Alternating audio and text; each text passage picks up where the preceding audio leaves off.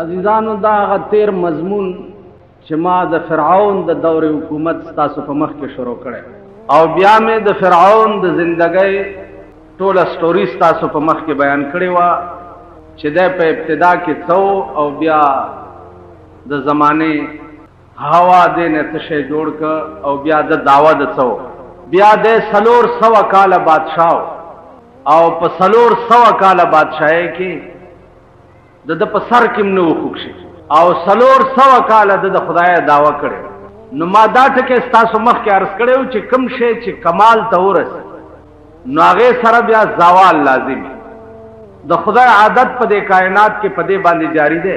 چې کم شی کمال ته ورسي نو متصل ورپسې بیا زوال شروع شي.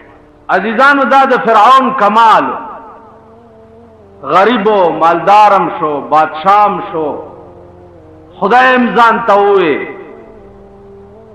دنیا ورته سجدې مو کړې دا کمال. اوس ته ګوره چې الله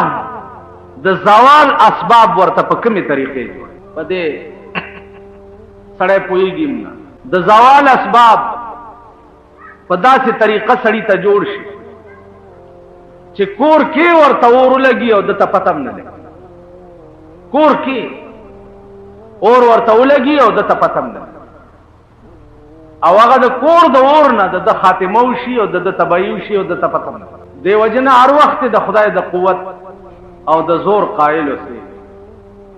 او دا ایمان لرئ چې الله په دې دنیا کې داسې قوت نشته چې ستا د طاقت مقابله وکړي او داسې طاقت شته نه چې ته څوک راونیسي او تا نه اخلاص داسې لا چې د خدای نیولې به د خدای نه اخلاص کی داسې طاقت په دې کائنات کې نشته.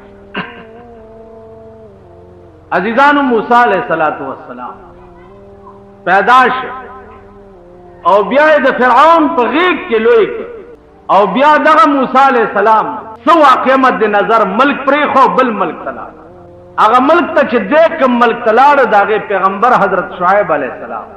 شعیب علیہ السلام دو لونه ای بغړې او چيلې سرولې کوئی ته بچراله ګډو چيلو له به وبور کولې پاکوي او داسې بوقوا چا به سلويخ تو کسر ایستا موسی علیہ السلام چې ورغه هغه په یوازې ځان هغه بوکرو اجنکه لاړې پلار ته وی چې داسې یو نوجوان لکو په یوازې ځان یې بوکرو ایستا ورته وی تاسو ته تاسو کې د الګ به پیغمبري شعیب علیہ السلام فرمایل چې دا الګ به پیغمبري دا چا چې په یوازې ځان دا بوکرو ولی چې یو پیغمبر د سلويخت پهلوانانو عمر طاقت لري د یو پیغمبر قوت چې د سلويخت پهلوانانو عمر یې. عزیزانو بیا سلويخت هغه پهلوانان لکه د دنیا سلويخت پهلوانان بیا د جنت یو پهلوان دا برابر. نو گویا دا حساب چې تاسو ولګوئ نو د یو پیغمبر قوت د 400 سړو عمر په دې ملک کې داسې خلک هم تیر شوي دي چې هغه دا به وي چې پیغمبر ته د ډېرو ښځو اجازت څنګه خدای پاک ورکړی دی او مونږ ته د 4 نه زیات نشته مونږ ته 4 ښځې جایز دي او پیغمبرانو ته 10 او 14 سلسل جایز. نو پیغمبرانو ته که د قوت په اعتبار وې نو یو پیغمبر ته 1400 ښځې رواوي 1400 او الته خیال د قوای شهوانی نو پیغمبر ته د زیاتو ښځو اجازت په دی وجهو چې بعض مسائل داسې دي چې هغه به د ښځو په ذریعه ښځو ترسي نو پیغمبر ته به د ډېرو ښځو ضرورت ځکه چې دا ښځې به مبلغین وي او د ښځو ته به د خدای دین رسول هلته د قوای شهواني خیال نو کینې یو پیغمبر ته بیا 1400 ښځې پکار تا ته 4 ښځې روا دي نو ته خو 4 پوره کا که بیا 5مې ضرورت پیښ شو بیا به تا دپاره خبره جوړي د پاکستان کې دا یوه میخه څوک نشي ساتلی دا پاکستانی میخي دا یوه څوک نشي ساتلی ستاسو پلار به څلور ښځې وساتي تاسو دا جومات کې چې ناستې په ایمان یې وایي څلور ښځو شوق هم شته ووایي څلور کولی شئ یوه نه شئ ټینګولی لکه ناګویا نه آس پچي یو طرف نه چې راټینګې په بل خوا در نه وځي بل خوا نه چې راټینګې په بل خوا در نه خدای چې کوم تقسیم کړی دی هغه ډېر الله ته پته وه الله ته پته وه چې ته د یو نه د دوو قابل هم نه تا هم څلور روا دي خو شرط ور سره لګولی وان خفتم الله تعدلوا نو فواحده کدا یره دی چې ته به عدل نشي کولی انصاف به نشي کولی پارشي کې به مساوات پارشي که پارشي کې د مساوات نشو کولی نو الله وی فواحده بیا به یوه کې بیا به دویم هم تاسو پوه شئ وان خفتم الله تعالی مثنى وثلاث ورباع دوا درې څلور لیکن وان خفتم الله تعدلوا که تاسو یریدئ چې عدل به ونه نو فواحد بیا به یوه ډېرې ښځو فطرت درته معلوم رسول الله صلی الله علیه وسلم د یو بیبي کور ته لاړ هغې وله د شاتو شربت نورو بیبیانو ورته صلاح وکړه چې دی راشي نو ورته به ووایي چې مونږ له خو ستا د خولې نه د مغافیرو بوی راځي په دې چل به دله زورونه ورکو چې د بلې بیبي کره ته ولې تلی چې دی راغی ورته اجدو منک ریح المغافیر مونږ خو تا نه د مغافیر بوی بیا مومو حضور علیه السلام فرمایل چې ما خو مغافیر نه دي څکلي او نه مې خوړلي دي ما خو د شاتو شربت رضا په ما د حرامي چې دا شی به زه بیا نه ښځو د لاسه قرآن ورته راغی چې لم تحرم ما حل الله لك الله چې کوم شی حلال کړی ولې په ځان حرام یې خدای بند صدا خو دی ښځو طبیعت ښځو فطرت دا دی حضرت عایشې کور کې پروت دی او نیمه شپه کې پاتې جنت البقی مقبره ته لاړو درې ځله دعا وکړه درې ځله ادیرې ته لاړو دعا یې وکړه او درې ځله دعا وکړه اوس بعض خلق پاکستان دی هر بلا پکې شته دوا دلته کوا او ملته مه کوا او فلانه دعا هر وخت کوا 24 غنټې دا خلا په جړا لرا خدای ته واز لرا او خدای ته سوالونه کوا خدای ته زاری کوي هر وخت دعا یو وخت په 24 غنټو کې داسې نشته چې هغه د دعا نه مني شریعت پکې منع کوي یو وخت او کچاوي دې سټ نه نیسو د مرغې غوندې چې دا سټاو پاکستان کې ډېرې فتنې دي خو یو فتنه پکې په دا شکل کې متراوت واه پکا پیغمبر کله جهاد په میدان کې ولاړ دیم دعا کوي بدر کې ولاړ دی دا دار په شکال میاشتا د روزې میاشتا روزې نیولې دا جنگم کوي او دعا کہ پروردگار کت غواړي چې د ځمکې د پاسا تا نامې اغستو والا پاتې نشینو دا 314 کسان ټول شهیدان کا او که د ځمکې د پاسه خپل نامې اغستو والا پاتې کول غواړي نو خدای د دوی امداد وکا د بدر میدان اوس میاشت وکیږي چې ما ولیدو هغه ځای مې ولیدو چې کوم کې پیغمبر ولاړو عزیزانو یو لیش بوټه پکې نشتا سورې نشتا کانی شګي غیر چاپیر غرونا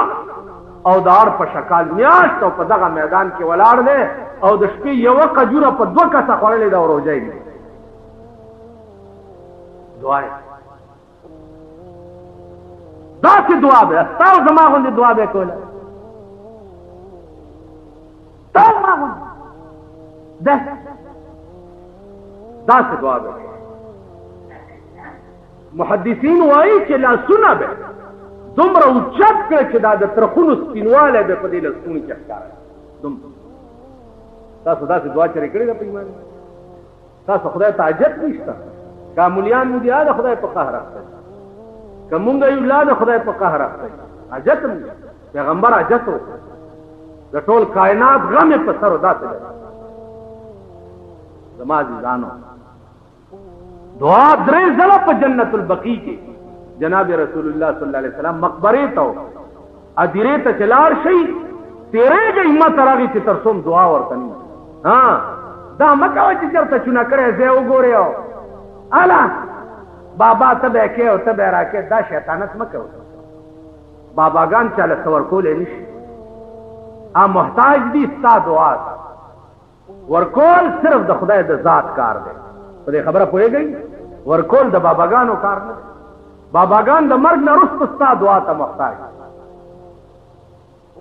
ستا دعا پادیرې ورغې ا محتاج دي دې ته چې ته په دعا علما لیکي چې یو آیات کرسی چا پادیره کې وویله نو څلوېښت ورځې د هغه هدیرې نه عذاب وچت هغه مقبره څلوېښت ورځې عذاب نه یو آیات کرسی دي چې پکې وویل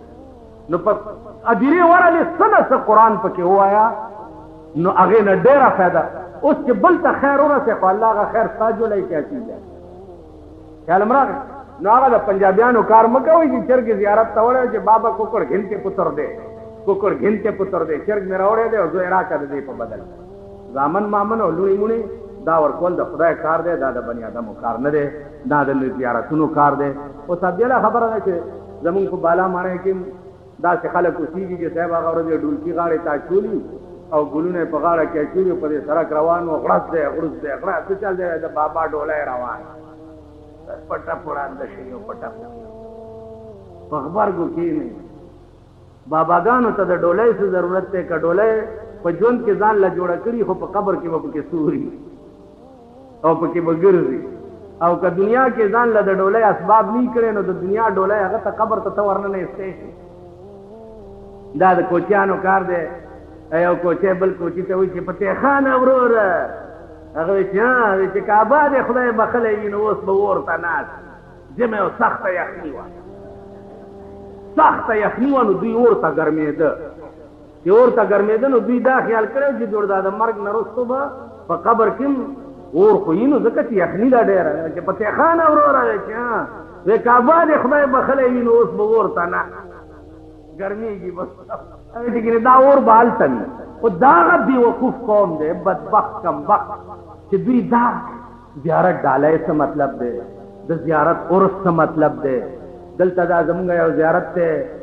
دغه کال کې چې عرس کېږي دا زمونږ د بالا ماڼۍ د الله پنګانې کوي نو یو شپه یې د نکریزو وي او ښځې راشي صاحبه شمې ممې په دغه کې لګولي او ورشي او بابا ته رسته په قبر په دې خپو باندې نکریزې وتکي وایي دا د بابا نکریزې او دا تاسو ما غوندې څنډاګان ورسره وي. دا هغه د بدبخت بې پدره زامن دي او د بې پدره اولاد دا هغه بې پدره قوم دی. د دې نه مور معلومه ده او نه پلار معلومه. خدای خبر چې دا د خطکي اګونه پیدا دي که دا څه بلا قوم بلکل د سړي زامن نه دي او نه په خبره ښار نه یو ډالۍ راځي اغنجي ځان سره پیدا کړی جمعې په شپه کې پیدا شي هغه هم اغنجي دی او اغنجي کم سید کې چې د پیغمبر یو ټیډي پیسه نشانم نه هغه ته سید ویلم ناروا او حرام او سید صاحب دین تو ساډا تو سا قدر نہ پائی حسن حسین تو ساډے دادے داڑھی کدو منائی شکل ته مو ګورئ په غوږونو کې به د سرو زرو مندرۍ چولي پیغمبر ویلي دي زر سړي ته سره زر استعمالول حرام دي نیکۍ ویلي دي حرام دي دوی به د سرو مندرۍ په غاړه کې چا به دومره دغه اچولې جمکۍ غوندې دومره اوږده به او دا تاو ما غوندې خره کړي که نه سید دی اگر هغه کې چې دغه په 400 به سترګې سرې راوتي سوچه سید دی سترګو ته یې وګوره ټکې سرې دا زمونږ خلقو ایمانونه دي دا زمونږ خلقو نو زمونږ دې کرتوتونو ته چې ګورې په مونږ به عذابونه نه نازلېږي په مونږ به قهر نه نازلېږي چې په باب د دین کې مونږ دومره صفر یو چې خدای نه ګڼو رسول نه ګڼو قرآن نه ګڼو مذهب نه ګڼو هېڅ نه پوهېږو خو که یو خر راپاڅېدو او مونږ ته یې ووایي چې دا شی مذهب دی مونږ هغې ته یو قچر راپاڅېدو چې دا شی دی مونږ هغې ته نو مونږ به تباه کېږو نه غر کېږو به نه. نن سهار را سره یو لګیا وی ټیکسونه ډېرو لګېده ما خو یو شعر ته جمعې مونځ ته راځئ که نه وایي چې مال ما خو ویل چې ستا په عشق کې طبيب وای ما رحمان تا ستا په عشق کې طبيب وای ما رحمان تا خبرداوي چې د حال تر دا بدتر وې ډاکټر نه بزلی نو تا ته خدای ته بیماری را دینه توبه وباسه نو جوړېږي دې دینه خو الله کا توبه وباسه خدای دې نورم دا مرض زیات نو یار ته وي ستا په عشق کې طبيب وای ما رحمان تا خبرداوي چې د حال تر دا بدتر وې دینه نور غرق شي زیات مونږ کې دینه زیات زمونږ حال وکړه تکتونه زوال تاسو به وګورئ او د ځان تماشه به د هغه ورځ انتظار وکړه د هغه ورځ چې ته خپلې ښځې له نږدې ورځې ټیکس به در باندې د هغه ورځ انتظار دا ټول زموږ اعمال د ټیکس په شکل د وی سی آر په شکل د ټي وي په شکل مونږه د بوټو په وخت کې کوثر نیازي راغلی او دلته چراټ ټي وي سټیشن افتتاح کړ نو خلقو ته مبارکي ورکوله چې زه به رنګین ټلویزیون افتتاح یو ورځ تاسو ته کوم نو مونږ ورپسې چې خدای دې تباه کړه ته خو ملا یې بیړه دې غر کړه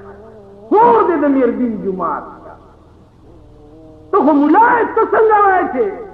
زه به د رنګین ټي وي سټیشن افتتاح تاسو ته کوم مونږ چغې جوړې چې چغې جوړې کې اوس زمونږ موجوده امیر المؤمنین چې دی دی راغی په صدر کې د ټي وي سټیشن افتتاح وکړه چې 15 کروڑ روپے لګې دي 18 نو تاسو وایئ چې صدر صاحب د کوم شي افتتاح وکړي نو ادا شي د یو ملا زوی هلکانو سره په ښکار ووت چې په ښکار ووتو نو نور څه ورته میلاو نه شو ګیدړي وویشت د ملا زوی لګي شو ګیدړي وویشت چې ګیدړي وویشتو نو هغه هلکانو ورته ویل چې هلکه څه هوسۍ موسۍ پیدا نه شوه ګیدړ دی دا خو مردار دی ویل څوک وایي چې مردار دی د ملا زوی زه یې ما مفتیان تاسو ځان نه جوړ زه یم چې حلال ایا ډېره ښه ده چرال پلار ته وایي چې نیا جی ګیدړ حلال ہے هغې وایي چې نه مردار ہے کون رکھنا ہے کہ ګیدړ حلال ہے مردار دی څوک وایي چې حلال دی جی نور جمال آنکھنا ہے کہ ګیدړ حلال ہے استاذ نور جمال وہی حلال اچھا نور جمال آنکھنا ہے ٹھہرا پھر میں کتاب دیکھ اور کتاب ہوگا کتاب راغست ہے ټول لکان داسې ورتلان دی ناس دوست کتاب لاس کی نیولے دے اور ورته وایي کہ سنو بھائی سنو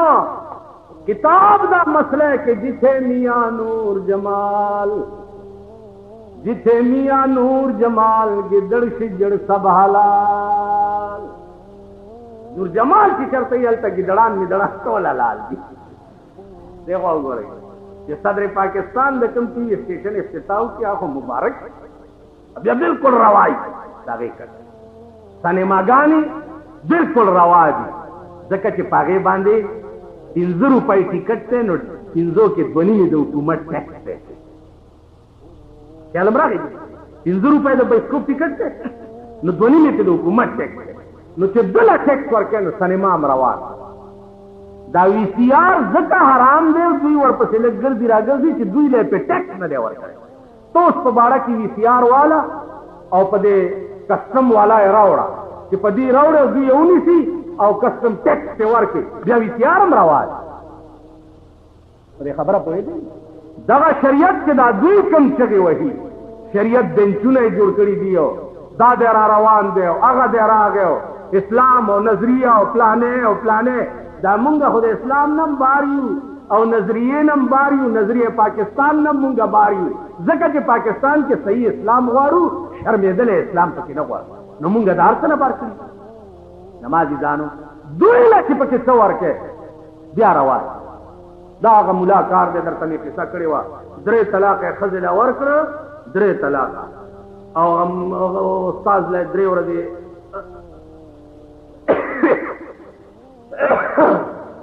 سار دا پنن بای چې په خیر وغنه دایره په څلورم ورځ ورته چې دا څه خدای ته په غوسه کې هم او بس ځان پوه نه شم یو دوه درې مې ورته وای ها وای بس یو دوه ورځې نورم زرا ذکر مطلب دا چې دا روغنه به خړې را خړې ورته چې دا چل دے کہ گل نو گول مگول رکھیے اور کسی نو کیا نہیں ہے ملا بڑے ظالم ہے اور تجاراتی جا کے تو اپنی رن نو کہیں کہ تنے منو قبول کی تو ہے نہ وہی ہاں نو طورتے سے میں نے بھی تنو قبول کی تو ہے بس نکاح و مشی اور نور مجانو نہ وہ کہ دیگر مولا نے مولا کو میں نے پوچھا کہ ہوئی تھی نہیں کی وہ کہ وہ بڑا ظالم مولا ہے اس دے نزدیک نہ جانی اور تباہ کر چھوڑ دیا کہ منو کدی کدی آیا کر جو گل ہوئے تو میں انہوں گول مول کر کے تیرے واسطے صفائی کر سکتا نو عزیزہ معاملے سے والا گول مول دا خیال جرا گئے کہ دوئی خوشحالی اغار سے بیار آواز اور کہ دوئی خفائی ار سہارا علاقہ کے تانیدار نے اجازت والا ڈما گڑاوا خیر دے کہ تانیدار نے دی اجازت نہیں اغسطے گڑما نشے گڑوا فخواب حلال و حرام دا خدا و دا رسول پلاز حلال و حرام با قرآن و حدیث کو اس حلال و حرام دا انتظامی علاج کی دی اجازت والا حلال اجازت دلی اغسط حرام تو دی خبرہ پوئی گئی زمان دیزانو دے طرف نہ خدا توقع مکوئی کہ دس نظام با پتا سراشی چستا سے اسلام ہو دا طرف تا خوبم مگو رہے زکه چې دا خلق دی نهر او نهر سره چې دی هغه د خپل خېټې په غم کې وي هغه سره د بل شي غم نه کوي یو سړی وګي نو وګي سره د بل د خېټې غم نه سوا د خپل خېټې دا غریبان نهر دي نو د دوی ځان له خېټې نه ډکېږي دوی ملک او قوم څه قوم له څه سوچ پکار دی چې دا مونږ په څه بلو سره مونږ ته څه سوچ پکار دی مونږ ته د خپل زندګۍ جوړولو څه اسباب اختیارول پکار دي زما عزیزان روزه ده اوږد تقریرونه پکارم نه دي چې زه درته وکړم خو هره شپه چې څملی سوچ کوه چې دا زه څه له پیدا یم او زه کوم څه زما د ژوند غرض څه دی زما د بچو د ژوند غرض څه دی زما دا کور چې قدرت ما ته را کړی دی د دې کور غرض څه دی دا زه مشر کړی ولې په دې ټولو اسبابو باندې سوچ کوئ فکر کوئ بیا هغه اسباب اختیاروئ د کور نه د دوستانو نه د یانو نه محلې نه علاقې نه اوس تاسو وګورئ زمونږ جوماتونه دا جومات ته چا کې چې تاسو ناست دي د جمعې لمونځ دې کې حافظ ولاړ دی قرآن ختم زما زوی دی هلته خپلې تراویح چې بیا دلته راځي د حافظ پسې څو رکعاتو کې تلاوت بیګا راته وی یو صف کې نیم پاتې ټول خلک وتر تاسو څه وایي چې د دې محلې خلک چې په چا کې دا جومات او څوک پکې وغځېږي نو مونږه صاحبه دغه قرآن ورپسې بیا په قبرونو هم وایي او دغه قرآن ورپسې په کور کې په ختمونو هم د دې جومات دا حافظان چې چا قرآن وی او دوی ژوندي دي او ترې وتښتېده که نه دي دا حافظ بیا کور ته بوځي چې راشه اوس ده پسې دا 3 سپارې ووایه چې دی وبخلئ تاسو په دا زاړه ایمان ووایئ چې په دې قرآن به دوی وبخلئ اخر دومره خو خدای عقل درکړی دی دا قرآن به تا ته وایي چې او ملا خوله کې دې دانه وخېږه پرون ته ولاړ وې په روجو کې د پکي لاندې دی در پسې نیمه ګنټه قرآن اورېدو ته نه شو ودرېدی اوس ته ما ده پسې سپارس کولو ته قبر ته او قیامت ته لېږي چې هله دا راخلاصي په دې قرآن به دا قوم راخلاصي د ختم په شپه بیا شیطانت له ټول جومات ډکي پولۍ او چای او شیریني له هله په قرآن دا د مالګه پې دم کوه هله صاحبه دا چیني پې دم کوه هله دا فلانۍ پې دم کوه په دمونو ممونو نه کېږي تور خوړم یو سا په دمونو نه کېږي په ژوند راشئ دې قرآن ته ودرېږئ د خدای په قهر اخته یئ د خدای تباه کړي یئ خدای غر کړي یئ خدای شرمولی یئ نور بم شرمئ په ژوند ورته ودرېږئ د خدای کلام واورئ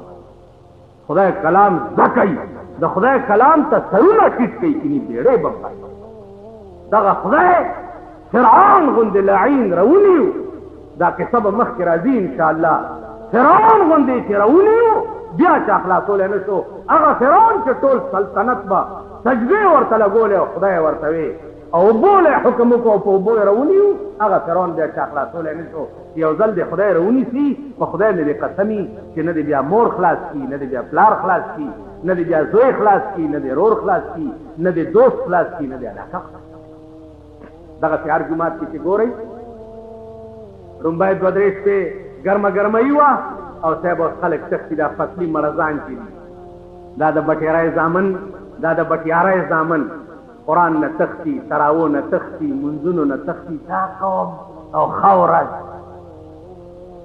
لا بعضې پکې راشي مولانا صاحب تاسو ته نه وایي دا وګوره سال دی،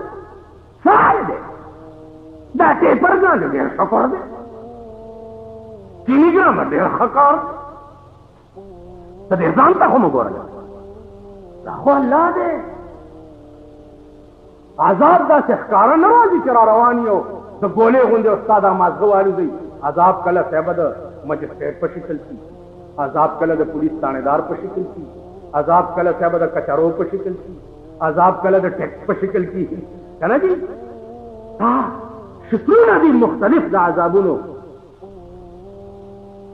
او ستا د اعمالو شامت دی مختلف شکل کې. بعضې وخت کې ته یو ګناه کې ملوث نه یې، ګیر چې د بلې ګناه ده. او دا مې درته مونږ هسې خپلو کې وایو، دا وایو چې دا حکومت یاره ظلم قسم مې د په خدای که دا لرې او د ده په ځای بل هغه د موږي والا رانغی نو زما نه دا ګیره کړه چې څو پورې د دې قوم حال کوم قوم چې خپل حال په خپله نه یې بدل کړی، د بره نه نه بدلي، لاندې نه به خپل حال بدلی نو هله به دې حال بدلېږي، بره نه نه بدلي. په دې 35 کاله کې خو تاسو وایئ چې مونږ وایي چې دا لږ دغې نه وایي چې هله کلمې وایو فلانې کې یو فلانې کې فلانې کې کلمې لاندې تاسو سال ګرچې کلمې لاندې چې د څومره اسلام او ملا او شرمولو دومره ما خیال دی چې به دې 35 کاله کې چا نه وکړو. دا یو نن لندن ته روان دی که پروردګار یې په تورې بلامات کي د سود د زکات پیسې په دې ملیانو په دې جوماتونو کې ګرځولې، دا ملیان دی پرې شرمول. خیال هم راغی زما عزیزانو دا څه زمونږ اعمال دي، څه نظام د ملک داسې دی کېږي به څه د خدای یاد ما خو هېڅ شی دماغ کې نه راځي چې کېږي به دې خلقو ته وګورئ. روجر هر ماښام وګوره هر سړی د خپل حیثیت نه اوچت روان نه، تا چې څه وس دی هغه کوه، واوره یخې اوبه شربت دې نه بغیر الله هېڅوک هم نه پرېږدي هر سړي ته. دا روح دغه فلانی شربت دی، دا فلانی شربت دی، دا سکواشونه دي، دا جوسونه دي، دا اچارونه دي، دا د صدر پلی دي، دا صاحب شامي کباب دي، دا فلانی دي تورې خاورې وخورې. دا خو جهنم دی چې هره بلا ورواچې سهار کې غول جوړ شي. کار دې څه دی ظالمه، خو روټۍ ده او شربت دی وخوره او راشه د شپې 3 سپارې 4 سپارې قرآن ته ودرېږه، قرآن واوره، شپه په دې تېره کا، سهار له راپاسه روحاني تسکین به درکوي، روحاني. او چې شپه دې په سپاشونو او په شامي کبابونو شپه تېره کړي او سهار راپاسې د خدای په قهر باخته یې والله که روحاني تسکین، روحاني تسکین چې دی د خدای په ذکر کې دی او د خدای په یاد. نن هغه جماعت ته څوک نه دي چې کوم کې قرآن حافظ ولاړ هغه جماعت ته نه دي. زمونږ جماعت ته مالک کې خلق یاره جي ګرمي ده بلکل نه نه جي ګرمي بیګا مې کتا هغه لنډو تراو والان صاحبه په 4-5 صفونو کې یو نیم پاتې لنډو والا مطلب دې جماعت کې حافظ والا مطلب هغه مولا لټۍ چې امریکنۍ انجنی په 20 منټو کې ارته خلاص 10 دقیقه ته نه کو لفظ کویږي. دا قوم یا دا خلق دی نو عزیزانو دا یو د نفس دوکه ده چې تاسو به کې براتی چې مړ شي سره زیارت ته او ختم دی او صلیخی دا جوړه دا او مسواک ته او ګمنځ دی او تسبیح دی او رومال کې تړلی او دلار شه مال راکې یا چرته غنجي بو دی غنجي هغه انجی بوزي او صاحب د مړي جوړا والا ورکه برې کړه مړي برې چې د مړي د سپي بچي دا دغه بده برې چې په دې مړي او بخله په پوښي په خبره په دې د مړو غنجانو مغنجانو باندې دا مړي بخره کیږي نه په ژوند قران ته او قانون ترش بل خبره په پاکستان کې تاسو ټول د پاکستان قانون منل لري کنه خبره کوي منل ځکه چې پاکستان کې اوسېږي نو پاکستاني قانون به مني مارشل لا به مني او تعزیرات به مني او څنګه واه چې ما پاکستاني قانون منل لري په دې خالی منلو به بدی پری دي چې د قانون خلاف ورزي کتابانه پرته چاک پری بدی چې ته یو جرم سره عمل کې او 302 پرچه در باندې چاک او تا عدالت کې چې ما خو دا قانون منل او منلې نه بعد کومه پرچه ولې پرې کړې نو عدالت وایي چې بچي خالی په منلو کېږي نه